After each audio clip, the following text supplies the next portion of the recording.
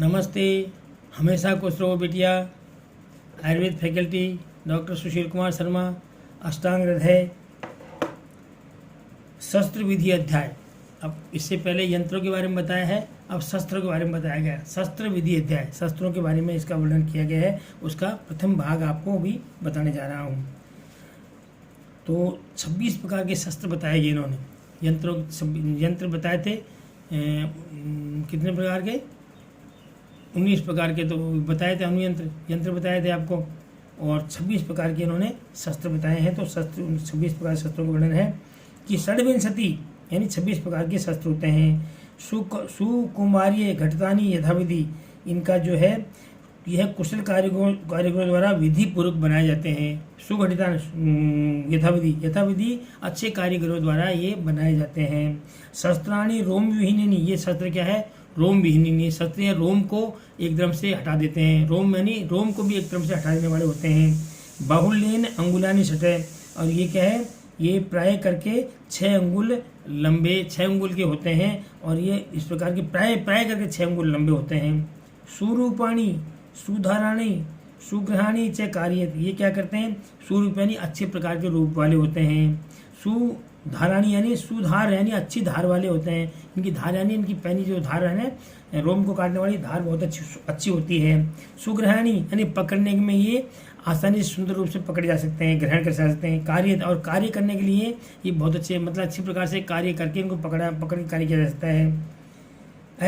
अकरालानी शुद्धमती सुतीक्ष्णम सुवर्ती से ऐसी, और इसके अलावा ये अति तीक्ष्ण लोहे से बनाए जाते हैं, अच्छी प्रकार से आगे से मुख मिलने वाले होते हैं।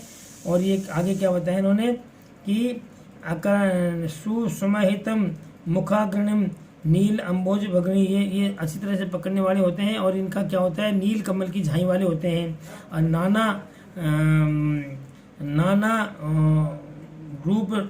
रूपाणी सदा सन्निहितानी से, और ये क्या है? नाना अनेक प्रकार के रूप वाले होते हैं, और सदा इनको पास में रखना चाहिए। सन्निहितानी नहीं, हमेशा इन यंत्रों को पास में रखना चाहिए। स्व उन्मोध चतुर्था अर्थ फला अनेक एक शाम साहिबिचय प्रायो द्वित्राणी युंजितम तानी स्थान विशेषतः है। और इनका आगे उन्होंने बताया है कि नाना प्रकार के जो यंत्र हैं अपने पास रखने चाहिए। इनको परिणाम के अनुसार अष्टमांश फलक वाले होने चाहिए। इनको अकेले या पृथक या 2 या 3 मिलाकर एक स्थान से भिन्नता की आवश्यकता के अनुसार इनको बढ़ते हैं। मतलब कई बार क्या है, 2 शस्त्रों का एक साथ प्रयोग करना पड़ता है, कई बार एक शस्त्र से काम होता है, कई बार 3 शस्त्रों के एक साथ प्रयोग काम करता है। इसलिए इनको जैसे जैसे कार्य हो वैसे 1 को 2 को 3 को एक साथ प्रयोग में लिया जा सकता है। अब इनके नाम बताएं, 26 यंत्रों के नाम बताए गए हैं। वो कौन कौन से नाम है उसके बारे में है कि मंडराग्रम, वृद्धिपत्रम, उत्पलम, अर्धधारकी, सर्पे पर्णो, वेता शाख्यम, सार्यारु, त्रिकुचकम, कुशास्यम, साठवदनम, मंत्रवक्तम, अर्धचंद्रके, व्रीहिमुखम, कुठारी च, सलाका, कालिंग शस्त्र के, वडिसम, करपात्रख्यम, कर्तरी नक्षत्रकम, दंतलेखनकम, सूच्यम, कूर्चो नाम, खजा द्वयम, आरा, चतुर्विधविकारा तथा शात कर्ण वेधिनी। इस प्रकार से 26 प्रकार के यंत्रों के नाम बताए हैं। इनमें नाम है मंडलाग्र, वृद्धिपत्र, उत्पल, अर्धधारक, सर्पफण, एष्णी, वेतस, शरीरमुख, त्रिकूर्चक, कुशामुख, साठवदन, अंतर्वर्धाक चंद्रम, कुछ लोग इसे अर्धचंद्र भी कहते हैं। व्रीहिमुख, कुठारी, सलाका, अर्ध अंगुली शस्त्रक, वडिस, करपत्र, कर्तरी, नक्षत्र, दंतलेखन, सूची, कूर्च, खज, 4 प्रकार के आरा और कर्ण मेदिनी। इस प्रकार से 26 प्रकार के शस्त्र आपको कहे गए हैं, शस्त्र ये बताए गए हैं। अब इसमें सबसे पहले मंडलाग्र शस्त्र का वर्णन है कि मंडलाग्र शस्त्र कैसा होता है।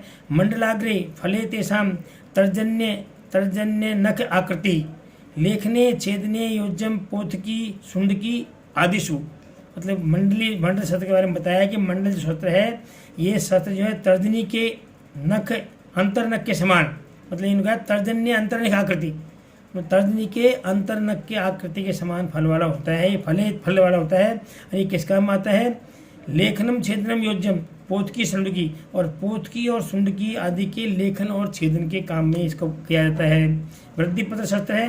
वृद्धिपत्रम क्षुराकारम छेद भेदन पाटने ऋज्व उन्नत मुखे सोफे गंभीर चे तद अन्यथा नताग्रम प्रस्तुतो दीर्घ ह्रस्वतम वक्तम यथाश्रयम। वृद्धिपत्र जो है छुरे के उस तरह के आकार का होता है और यह छेदन में, भेदन में, पाटन कार्य में इसका व्यवहार होता है।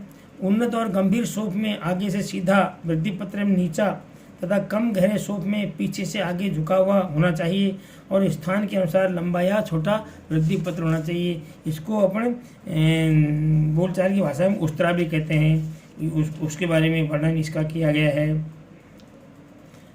उत्पल और अर्धधार शास्त्र।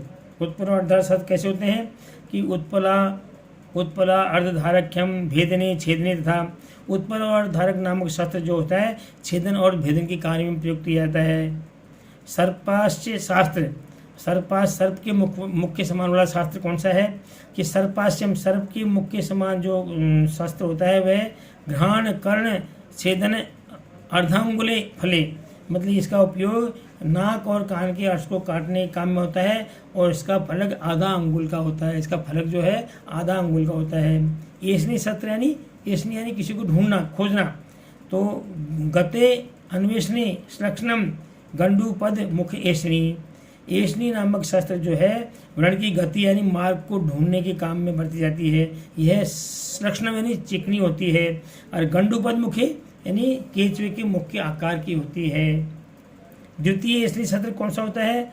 भेदन अर्थे अपरा सूची मुखा मूल निविष्टि खा। दूसरी इसलिए यंत्र सुई के समान नुकीली और जड़ में छेदन वाली होती है। इसका उपयोग सूक्ष्म क्षार सूत्र में प्रवेश के लिए होता है। क्षार सूत्र में प्रवेश के लिए इसका क्या कहता है? वेतस शस्त्र कैसे होते हैं? वेतसम बेधने। वेतस शस्त्र बेधने यानी बेधने के काम में आता है। पत्राकार शस्त्र वेधन के काम में आता है। सारायास्य कुशपत्र और आटिमुख शस्त्र क्या काम आते हैं?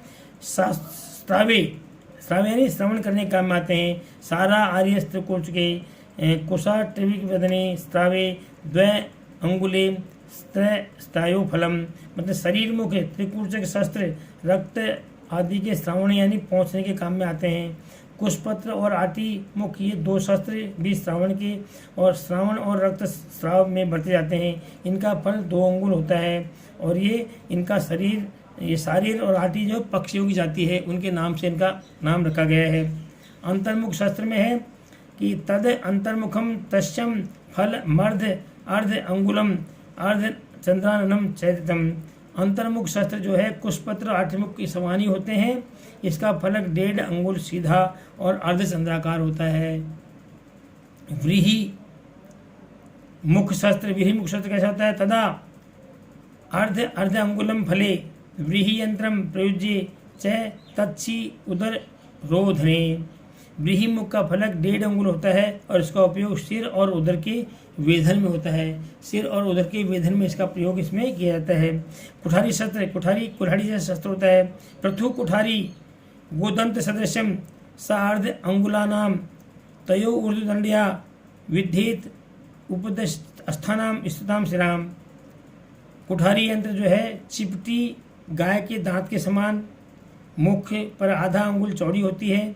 इसके ऊपरी भाग में डंडा होना चाहिए और उससे पकड़कर अस्थियों के ऊपर स्थित अस्थि में आच्छादित सिरा का वेधन करते हैं। अस्थि में रहने वाली सिरा का वेधन इससे किया जाता है, इसलिए इसको कुठारी यंत्र कहते हैं। कुल्हाड़ी जैसा होता है। ताम्रमयी द्विमुखी सलाका ताम्री सलाका द्विमुखी मुखे कुरुवा काकृति लिंगनाशम तथा विद्येत। ताम्र की बनी सलाका 2 मुख वाली होती है।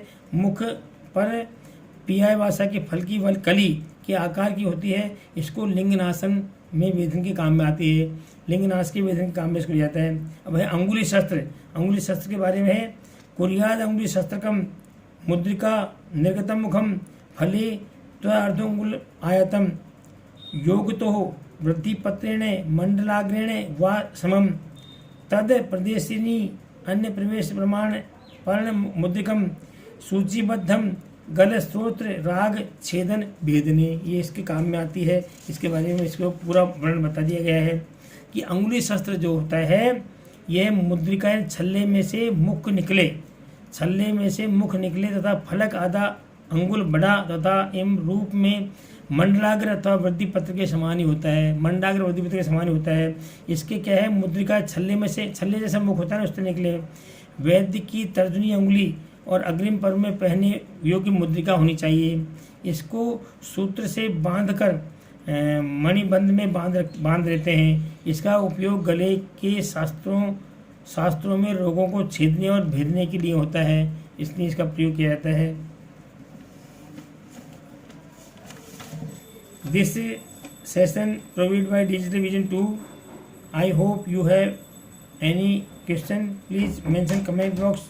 I will resolve it. Thank you.